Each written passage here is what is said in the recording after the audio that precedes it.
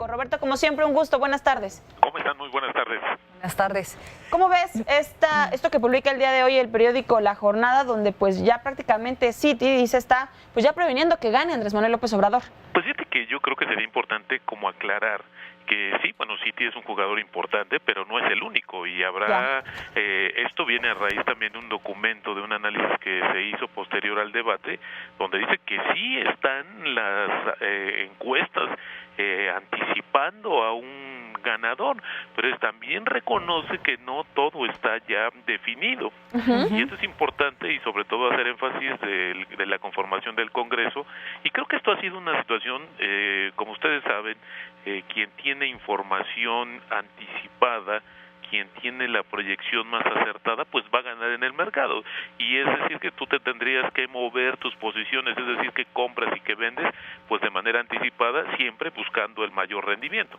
¿Por qué platico esto? Porque desde hace varios meses, grandes bancos de inversión en Estados Unidos han organizado reuniones con el equipo económico de Andrés Manuel López Obrador, así como de otros, pero bueno, pues desde un principio hubo interés porque estaba encabezando las encuestas, y justamente para tratar de descifrar, para tratar de saber cuáles iban a ser los planes una vez que llegara o alcanzara la presidencia, que todavía, insisto, está en veremos. Sería irresponsable también decir que ya está prácticamente descontado o aceptado, porque hay muchas cosas, y hoy también la misma institución reconoce que hay que recordar casos como el Brexit, hay que recordar otros acontecimientos, las mismas elecciones de Estados Unidos, donde las encuestadoras pues no fueron las más acertadas. De eso se habla poco, a ellos las encuestadoras les enoja un poco, pero pues es que hay que comentarlo. También no estamos diciendo que tengan la verdad absoluta, tienen una metodología que puede ser válida, sí, pero no podemos determinar que 1,000 personas que entrevistas de un universo de 120 mexicanos, que pongamos son mucho menos los que vamos a poder votar, pues tengamos que con estas 1,000 personas definamos quién es el que va a ganar. Yo tengo mis reservas en ese sentido, pero muchos están tratando de descifrar todavía esto. ¿Qué es lo que sucede? Que la medida que uno pueda anticipar hacia esos escenarios, el problema no es el 1 de julio, creo que es el 2 de julio en adelante, para saber qué medidas van a tomar la nueva administración, qué va a anunciar, cuánto de esa promesa, cuánto de estas amenazas, porque hay que decirlo, se traducen en realidad. La cuestión es que si el Congreso no tiene un apoyo, y hay que verlo básicamente en los últimos tres sexenios, donde no había un partido que tuviese la mayoría, y bueno, el grado tal de que el presidente actual, Enrique Peña Nieto, tuvo que hacer un pacto por México para poder avanzar en las reformas estructurales, un paquete de cambios que han estado ayudando o que van a ayudar o fijando las bases para un crecimiento más sostenido y sobre todo mayor de la economía. El problema también tiene que ver con el tiempo, así es que esto es insisto, hay que ver del 2 de julio en adelante, porque también no se van a poder hacer decisiones tan rápidas. Cuando se le pregunta también a algunos, o se hacen algunas encuestas, se les pregunta, pues la situación es que la mayor preocupación no tiene que ver necesariamente con quien llegue, y si ya estamos dejándonos llevar o guiar por el resultado de las encuestas, la pregunta mayor sería en todo caso, ¿qué le van a poder dejar? ¿Cuál va a ser el margen de maniobra? No puedes esperar de que, insisto, al siguiente día todo cambie y que haya un México nuevo, porque hay muchas cosas que todavía hay un periodo de transición, y las decisiones tendrán que pasar justamente por una propuesta, una discusión del Congreso y luego ya la eventual aplicación. Así es que es un camino que todavía es largo y no es tan fácil decirlo. Los que se están anticipando, fíjate que hay dos, como podemos decir que hay dos extremos. Hay quienes dicen, y con base a estos estudios y estos análisis que han dado a conocer varios bancos de inversión, no solamente Citi, sino varios bancos internacionales y nacionales, que unos pareciera que dicen que ya el mercado habría descontado, déjame ponerlo entre comillas, el triunfo de Andrés Manuel López Obrador, y que hoy lo que están haciendo es que hay varias oportunidades de compra ya que se acabe la incertidumbre, porque ellos dicen ya no es tanto quién va a llegar, sino más bien en el momento que ya termine este proceso electoral y que no haya ninguna situación o manifestación de inconformidad posterior, bueno, pues ya tendríamos más seguridad, ya tendríamos más certidumbre, y entonces sí podemos invertir. ¿Por qué te digo esto? Porque la bolsa en mayo registró una de sus peores caídas desde hace muchos años y que tiene que ver también, pues hay cierta debilidad, hay que mencionarlo también por los factores del Tratado de Libre Comercio, los factores electorales y los factores que están dentro de los mercados globales, que son muchos, ¿no? Claro.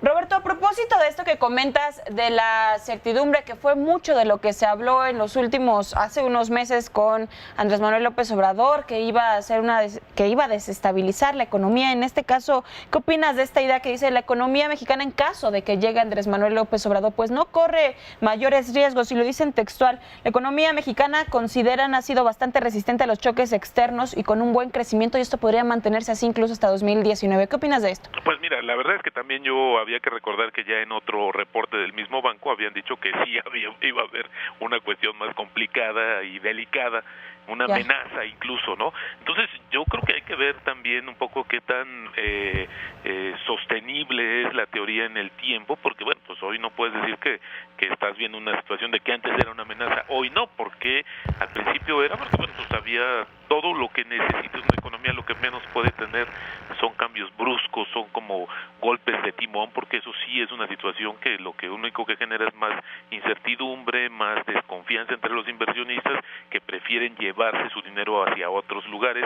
Esto que le llaman flight to quality, buscar refugio en instrumentos que son mucho más seguros, aunque paguen menos rendimiento. Y esto es el caso de lo que está sucediendo con Estados Unidos. Estados Unidos está subiendo sus tasas, que lo que está haciendo es atraer también recursos que regresen de mercados emergentes, entre ellos México, a Estados Unidos, donde la tasa está subiendo. Insisto, no es una tasa mayor, no es una tasa atractiva, pero sí es muy segura, a diferencia de lo que puedes hacer en mercados emergentes, donde te ofrecen un rendimiento muy alto, pero también puedes perder todo también en cuestión de días u horas. Esta es una gran diferencia en términos de las decisiones de los inversionistas.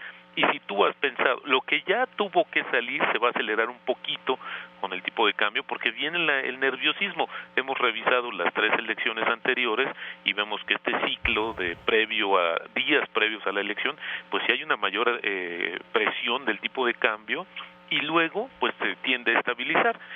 Ponemos un ejemplo, en las elecciones pasadas, en mayo, el tipo de cambio perdió más que en mayo de este año.